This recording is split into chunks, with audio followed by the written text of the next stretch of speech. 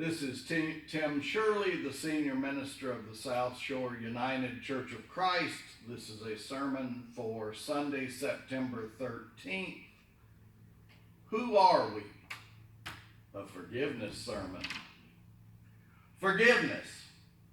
Perhaps no other command in Scripture challenges us to the degree that the call to forgive does. Maybe that is why it is not a part of the Ten Commandments, because this commandment, this imperative is such a difficult thing to do. Impossible. All of us at various points in our lives, most if not all the time, either need to be forgiven or to freely offer forgiveness to someone else. There is always someone we have offended or wronged, and someone else who has done likewise to us. It is the nature of our myriad interpersonal interactions, as complex and complicated, as frail and fragile, as so many of our relationships are. No wonder Jesus is purported to have had much to say about forgiveness, even reportedly declaring at the crucible moment of his crucifixion, "Father, forgive them, for they know not what they do." No wonder the Apostle Paul addresses this subject directly, admonishing his readers and the members of the churches in his care that they need to be forgiving, that they need to have a spirit of forgiveness, that forgiveness is a necessary component, part and parcel in establishing and maintaining relationships both within and outside of the local beloved faith community. Forgiveness builds bridges, tears down walls, and offers sacred space where grace can abound, filling the inevitable cracks that come with our attempts to relate to one another, so often in vain, creating harmony and unity among brothers and sisters. Today, all our lections, in some way or another, in some form, offer insights into our need to forgive and be forgiven. A good word as we continue to live these days that are frequently driven and marred by discord and disagreement, conflict and confusion. We listen for a relevant word to ease our troubled minds, to calm our turbulent spirits, to settle our shaken souls. Part of the difficulty with preaching on forgiveness is found in the very largesse of the subject. It is immense, massive in so many ways. We must find helpful ways to break it down into manageable pieces, to compartmentalize until we can see our way clear. And not only that, but today we are blessed, perhaps cursed with an abundance of riches, because all the lections for this Sunday have a word to offer us, to share on this important subject. It is tempting to preach all the text, but the danger arises when we get lost in the voluminous morass of material. Once again, as is often the case, discretion is the better form of valor. That being said, it is a worthy challenge, and I hope that as your preacher, that I am up for it. You will be the judge. Speaking of judging, therein is our entry point to today's homiletical musings. How was that for a not so smooth transition? A little rough-edged, methinks. It is obvious when we read this section of Paul's epistle to the Romans, the lection chosen for today, that there is some serious disagreement taking place within the Roman congregation. Once again, there is always a story hidden in a given text. lurking somewhere underneath the surface, between the lines, revealed in the literary innuendo and nuance. This narrative begins with a request to welcome those who are weak in faith, but not for the purpose of quarreling over opinions. And therein is the issue that seems to be hiding in the wings. To get to the root, the heart of the matter about Paul's concern, some general background is in order describing the dynamics often dominating the local agenda in several of the churches to whom Paul related. You will remember that originally Jesus' message was intended primarily, it could even be argued solely as much, to the household of Israel. Well, thanks to Paul's zealous and highly successful evangelistic missionary efforts, the gospel had been quickly spread far beyond the confines of Jerusalem and other nearby Jewish enclaves. Shared with Hellenistic Gentiles, all those people groups connected by their Greek culture. Go ahead and put the Romans in that larger Gentile category. Here is the difficulty, the immediate dilemma. Are Jewish practices, most notably included among them circumcision and dietary restrictions, kosher food, going to be required of Gentiles, proselytes who wish to convert and become followers of Jesus, Christians?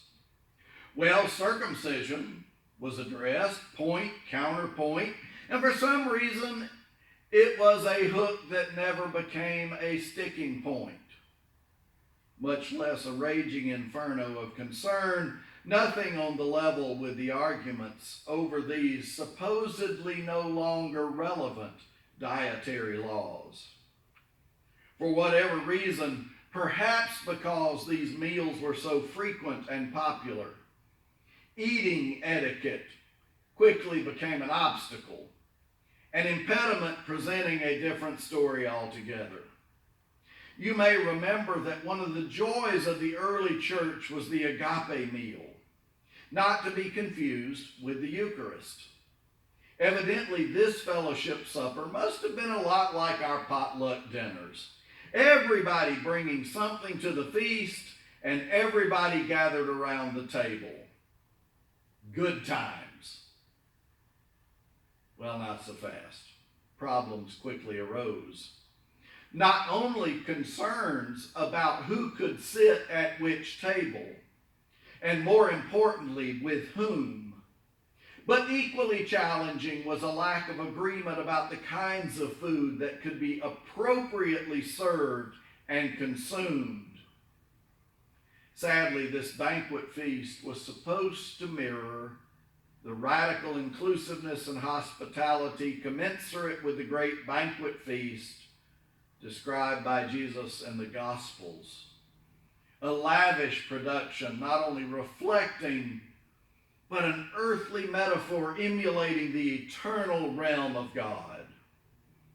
Not only was some of the food being eaten anything but kosher, but some of it had deigned to even be offered to idols.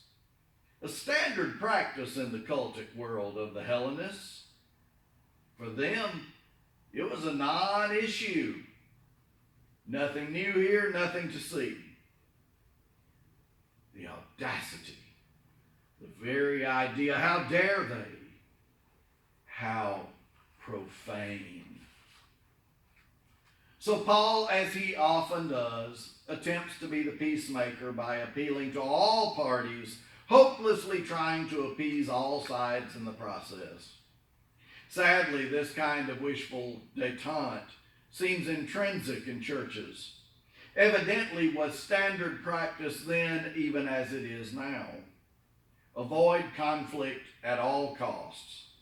This is a dangerous recipe, allowing antagonists in the church to roam free, wreaking havoc and causing permanent damage in the congregational system. destroying every sensibility like bulls in china shops. Solve nothing while letting bad feelings fester, incubate and grow exponentially, creating a combustible greenhouse effect. Deniability conveniently offered as the best solution, hoping against all hope that a problem would just magically disappear, simply go away. Preserving a false unity was a better option than addressing issues that desperately needed attention. John Shelby Spong has astutely noted on more than one occasion that the church will die of boredom long before it dies of controversy. So Paul decides and declares unequivocally that there is nothing wrong with any grocery item, even tainted food that has been offered to an idol. Problem solved? Not. He then declares that if eating meat offered to idols might, in the slightest chance, might possibly cause the less steady to stumble, described as weaker among the faithful, that it would therefore be better not to risk it and partake of such tempting takeout. It is an argument that many of us have heard regarding the consumption of alcohol in our more conservative ecclesial environments. Like a triage nurse at work in a mass unit, all Paul's practical reasoning, his simplistic, perhaps naive rationale, all it managed to accomplish was to make matters worse because the gray area was now codified, making the problem all the more magnified, all the more problematic, and difficult to navigate, nearly impossible to negotiate.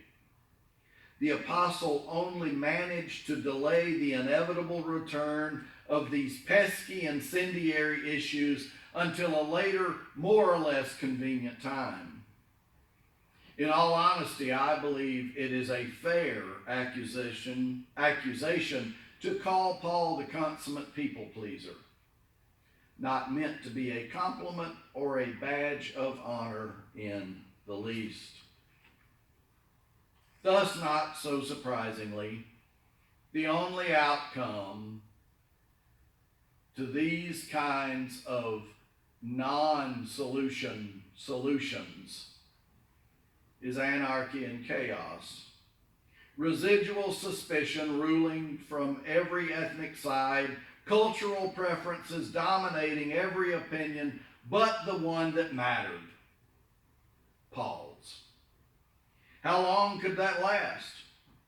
It all sounds so good for all intents and purposes, looks good on paper, but when push comes to shove, not so much. It is a poor rather than good practice. It is a practice that won't preach. A noble, if vain attempt nonetheless. Sometimes trying to split the difference by finding common ground leaves one in proverbial no man's land. Yes, consensus is always a good goal, but can only be honestly achieved by sincere and forthright conversation followed by an intentional and clear decision, with everybody, or at least most everybody, getting on the same page, if not in the same chapter or book. It can never be assumed. The can just gets kicked down the road, only to surface again at a most inconvenient, a most inopportune and conspicuous time. And that brief tutorial brings us full circle, not only to the Romans text in question today, but the larger issue of forgiveness that is at the heart of our consideration. Despite Paul's insecure wavering and waffling disguised as certitude, the bottom line for Paul's intervention, however, is very much good practice. And that bottom line in the text to which Paul is referring is to avoid judging your brother or sister.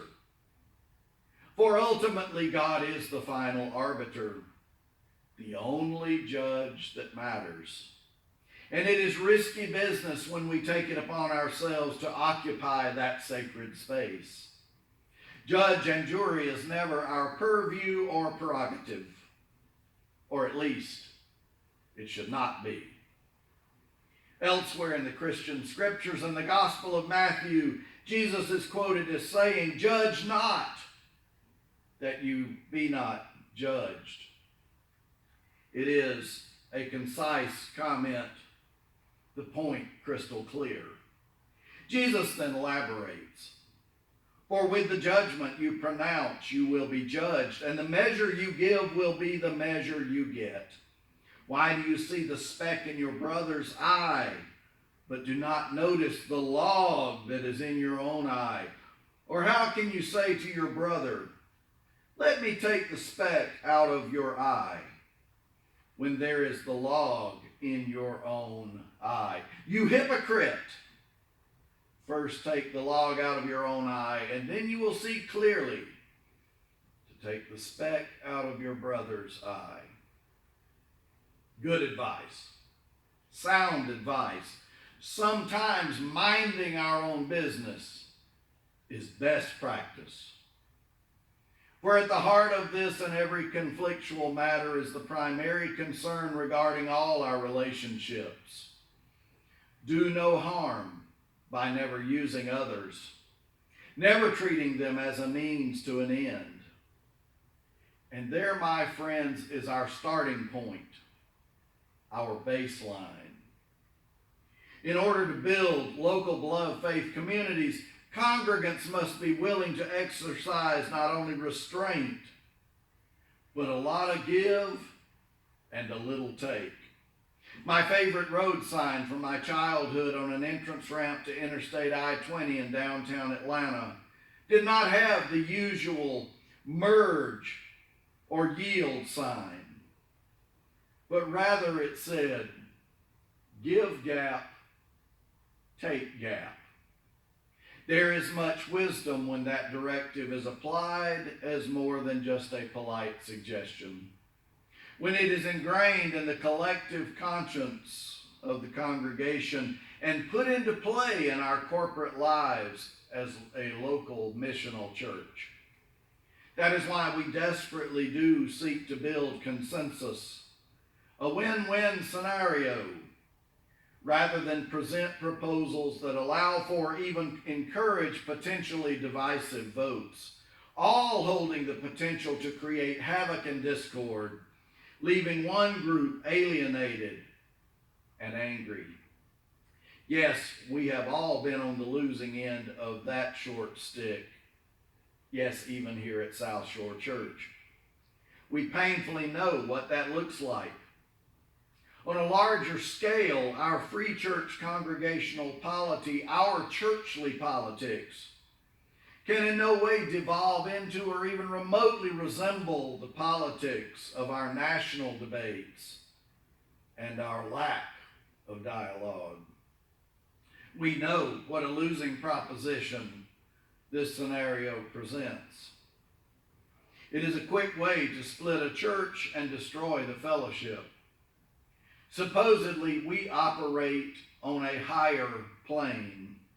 We have a higher ethical and moral standard, and that standard is based on the inclusive and hospitable gospel imperative, the teachings of Jesus, that implore us to be upfront, real, honest with one another, once more being authentic, genuine in our integrity, a sacrosanct aspect of our faith, in order to keep simmering feelings and smoldering embers of anxiety to a minimum.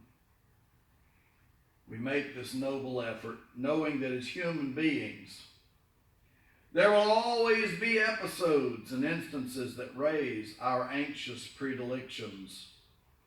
sometimes we do seem negatively, adversely predisposed, hardwired to be reactionary rather than responsive.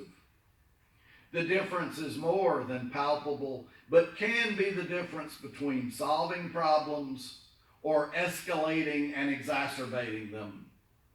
An unfortunate tendency characterized by a heightening of emotions, which only negatively serves to add fuel to the fire, making even the smallest of incidences conflagrations blown way and well out of proportion.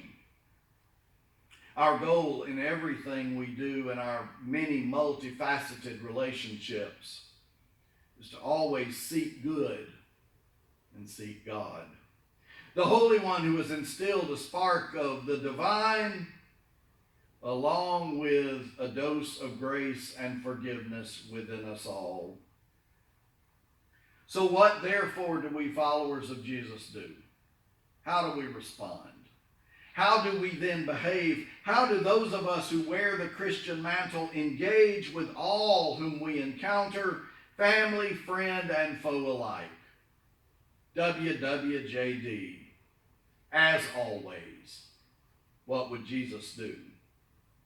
We are called to forgive not only 7 times, a perfect number biblically speaking, but 77 times. 70 times 7. It was Jesus' way of stressing that the merit of our granting forgiveness was to be unlimited, yes, limitless, even if a most impossible thing to do, challenging beyond description. The goal is always within sight, but the achievement is always a far cry from our potential, just beyond or far out of reach. A pipe dream from our reality. What is possible is that we take the baby steps that are in front of us, that we seek with all our might, strive with all our being to be as gracious, as forgiving as our systems, our internal machinations will allow. Granting grace. It is God's to give and ours to receive. Even so, each one of us has experienced just enough in this life to enable, even empower us to extend that special olive branch to others. Echoing Paul, who are we? Who are we to pass judgment when the persons we aspire to be are persons of grace, grace-filled and gracious persons? An always grateful recipient, gladly offering an ounce of same.